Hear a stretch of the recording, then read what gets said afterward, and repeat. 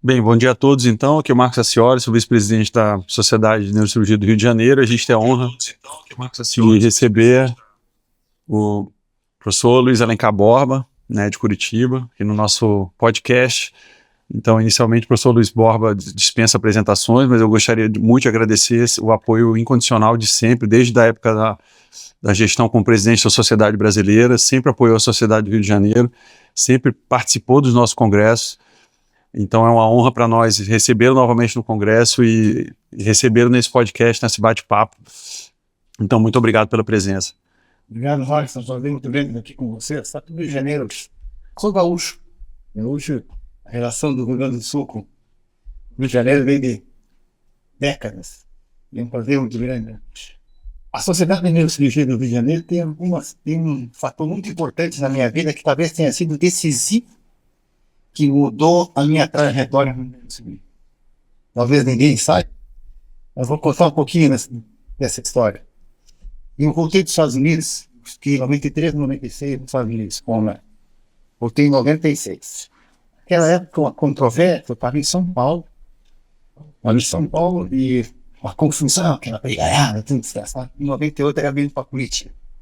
E eu me aproximei muito dos cariocas, principalmente do Landê, do Suaço. Sim. E ali, nós começamos a ter uma relação muito próxima na base do Cana. No congresso de 2000, aqui no Auckland, eu apresentei cirurgia do forame jugular. Tinha meia dúzia de casos. Tinha uma anatomia bonita, tinha feito a secção, uma meia dúzia de casos. E na época, o cara que era o extremamente crítico, um dos maiores cirurgiões da história do Brasil, se não o maior, da América Latina, o Dr. Evandro Oliveira. A relação com o Evandro no começo sempre foi memoriosa. Sim. Em 2 minutos, eu odiava nos outros dois. Então, aquela confusão, ó. Terminou minha apresentação, ele veio falar comigo e disse assim: porra, eu acho que isso não interessa. Nossa. Vou ter curso a semana que vem de osso temporal, mas tranquei lá, tem um globo lá perto. Você volta. Aí pode mandar imagem. Quando ele me mandou imagem na segunda-feira, na terça-feira, o meu cirurgião gravava com ele, um cirurgião fantástico. Olha, truco. Você tinha que ferrar. Ele quer fazer, vai ter que colocar o filho para tudo. Ele vai ter que queimar. Esse tem um nosso enorme. Aí o paciente tinha paralisia do 7º ao 12. Tudo ele sabe. Eu só tinha uma função de secar no pescoço e seguir para cima. Sim. Aí eu fui, fiz a cirurgia, graças a Deus deu tudo certo. Ao vivo. Ao vivo. Ao vivo, assim, do nada. Louco,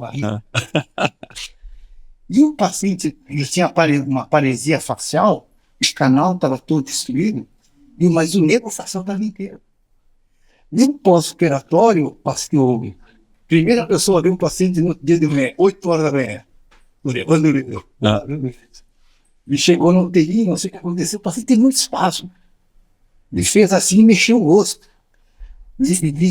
Desce no auditório lá do curso, né, o pessoal? Nunca vi na minha vida o cara melhorar o facial. Tem espaço. A partir dali mudou. Porque o mestre, ele gostou de mim pela história, fui o primeiro fellow lá. Brasileiro ou Research Fellow? Era um laboratório de bacana. Sim. Essa relação, assim, quando seu pai fala bem de ti, ele não é essa coisa que uma outra pessoa. Sim, claro. O Evandro, que era muito crítico, quando ele passou a falar bem de mim, passou a operar vários casos comigo, isso mudou realmente a verdade. Sim. Isso marca muito a minha vida aqui no Rio de Janeiro. A partir daí, em vários cursos no HFI, né, no Congresso da Sociedade, pode vir até 2000, outros assim, tem todo mundo gosta muito. E é uma grande oportunidade isso aqui da noite. Obrigado, boa história, então. Contar a história. Exatamente, não, é uma coisa que a gente não sabia, né? Porque a gente sabe desse detalhe.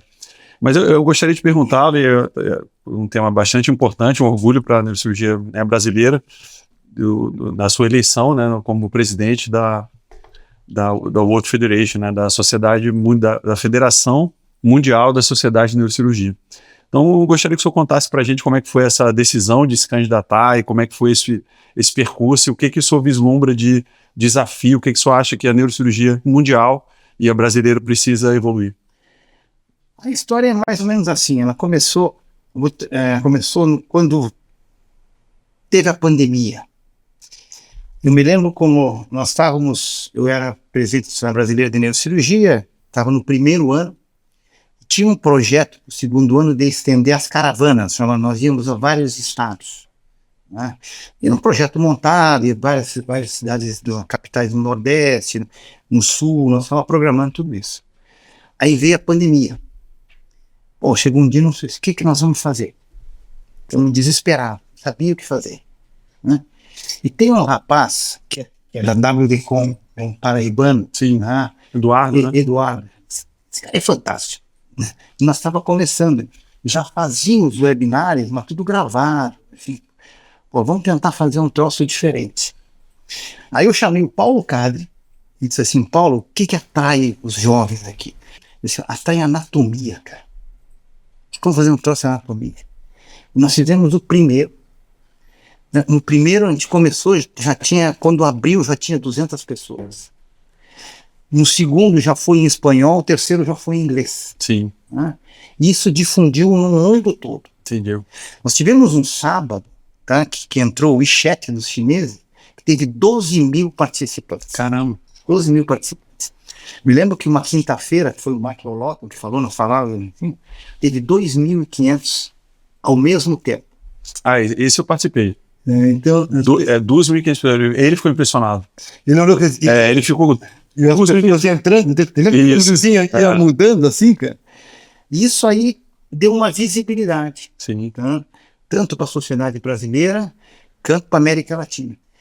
E qual foi o mais importante dos webinars? Não foi eu, fulano, Beltrano, foi que apareceu a grandiosidade da neurocirurgia brasileira e neurocirurgia latina. Sim. Tem tanta gente boa que a gente não sabia que existia, que passaram a apresentar aulas fantásticas, sabia que o nosso nível tinha melhorado. Uhum. Né? E o nível da neurocirurgia brasileira tinha vários expoentes, mas pessoas assim que a gente eram teoricamente medianas, que não eram medianas, que era um nível muito, muito alto. Né? E isso fez com que difundisse no mundo todo. Então pessoas assim que acordavam 3 horas da manhã, 2 horas da manhã para poder assistir os webinars. Teve um depoimento muito bacana no Congresso Brasileiro, no Congresso Mundial de Bogotá. Uma menina, uma colombiana, uma neurocirurgiã. Terminou uma aula lá, ela pediu para falar. E ela começou a agradecer, tá, dos webinars que eu tinha feito, que ela estava deprimida, ela não sabia o que fazer da vida, ela pensava que ia perder tudo, que nunca mais ia operar, nunca mais ia fazer cirurgia. E aqueles webinars deram vida para ela. E a mulher começou a chorar, rapaz. Eu vi assim, um gaúcho frouxo aqui, se entregou também. Eu falei, isso não tem preço. Não. Isso não tem preço. Não. E com isso, nós fomos difundindo, foi crescendo. Depois eu acabei indo para a Flank, pela federação, com apoio da sociedade. Na época eu era presidente, mas com todo o conselho apoiou. Me lembro que estava o Rota lá, uma pessoa fundamental nisso, o Paulo Henrique estava participando, o pessoal, todo mundo. Foi um troço bacana. E a Federação Mundial foi uma coisa assim que também caiu do além, não sei como. Aconteceu de ter eleição, de ter as candidaturas, e como eu estava na Flank, já tinha essa projeção, as sociedades na Flank me indicaram. Porque a eleição da federação é muito interessante. E como é que funciona isso? É a indicação de um membro de cada sociedade continental, digamos assim? Geralmente funciona assim. Tem que ter 5 cartas de apresentação. Tá? De 5 sociedades. Não importa a sociedade que seja. Certo. E é uma de cada continente. Não pode ser do mesmo continente. Então, eu tenho que ter uma América Latina, uma da Europa, uma dos Estados Unidos, então tem 5 continentes. Tá? Aí eu fui indicado, tá? Que na época para concorrer com o Japuti, um espanhol que acabou desistindo. Desistindo não, teve uns problemas lá, acabou saindo. E um japonês. E funciona da seguinte maneira. A Sociedade Brasileira tem 4 mil sócios. Tem 2 votos. Nicarágua tem 2 votos. Sim, sim. Cuba tem 2 votos. Aí, me lembro, eu estava, não lembro quem que eu estava conversando, acho que foi com o Landeiro. E ele comentou assim, A FIFA era assim.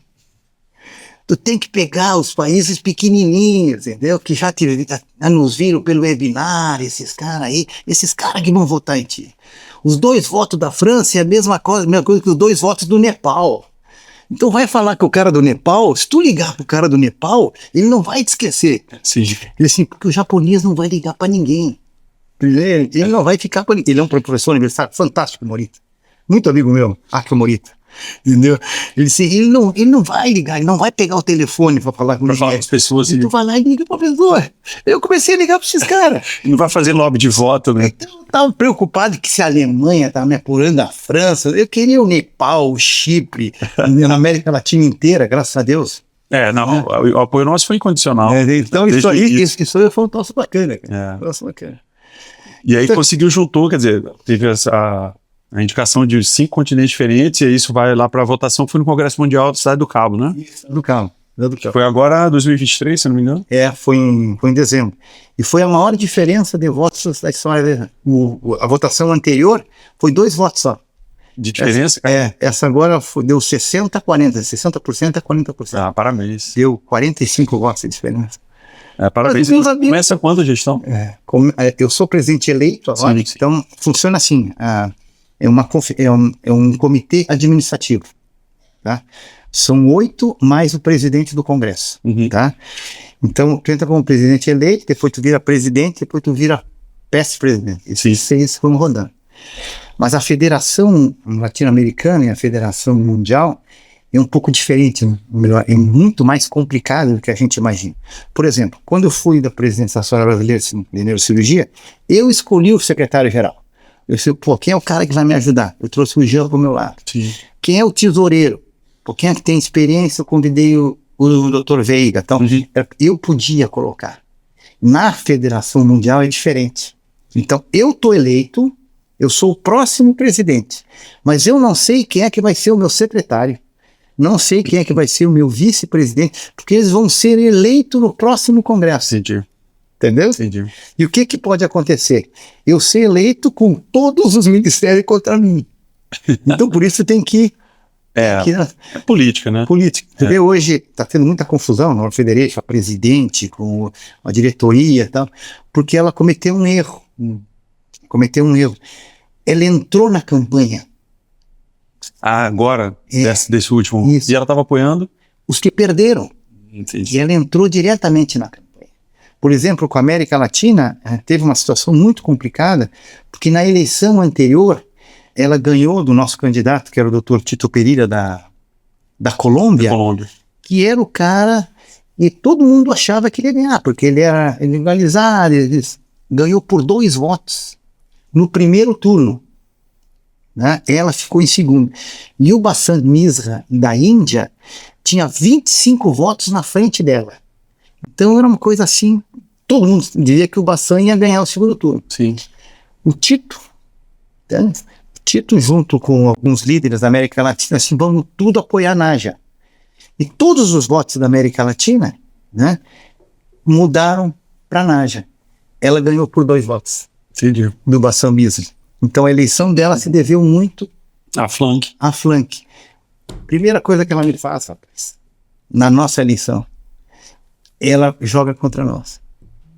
Aí começou a ficar complicado. Sim. Aí o pessoal assim, nós te colocamos lá dentro, tu veio com essa, cara. Então isso criou um clima um pouquinho difícil. Hoje está se ajeitando, graças a Deus está se ajeitando. É com o tempo, né? A Federação Mundial não é a SBN. Sim. A SBN é extremamente organizada. Né? Isso se deve ao trabalho de muitos, tá? Um trabalho progressivo, então, o Ronald foi presidente antes de mim, deu um lado administrativo, ele tem uma visão diferente que os outros tinham, a maioria, pessoas sérias, mas muito apaixonada. Sim. Ele foi muito administrador. Eu tive uma facilidade de ter herdado essa administração, esse legado do Ronald, rapaz. Então eu pude trabalhar com mais facilidade, entendeu? A World Federation era uma esculhambação. Uma sede em Genebra, em que as 2 secretárias ganhavam mais de 20 mil euros por mês. Despesa dela, 20 mil euros. Então é uma coisa absurda. Sim. Coisa absurda.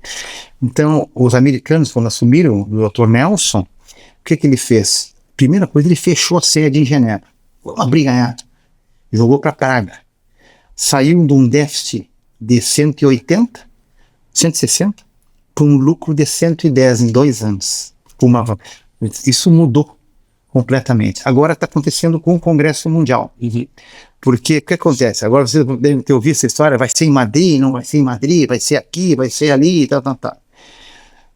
Quando o Congresso, o país, ele se candidata para fazer o Congresso, ele assina um contrato que ele vai dar um lucro no mínimo de $250 mil.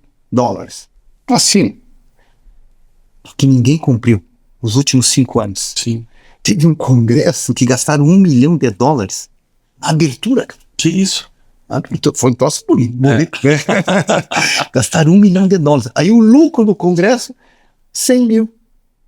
Entendeu? Aí depois os outros, 100, 150, 10, 20, 30.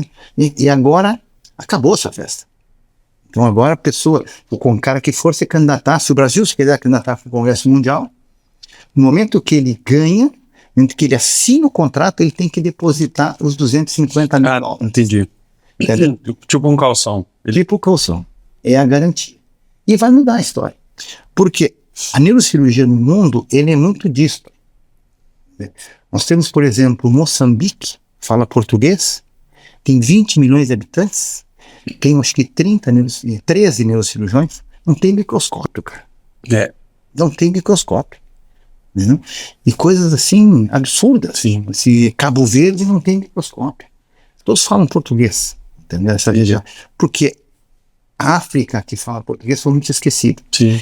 Outras partes da África recebem isso, outras recebem ali. E a World Federation tem que utilizar isso aí. Exatamente.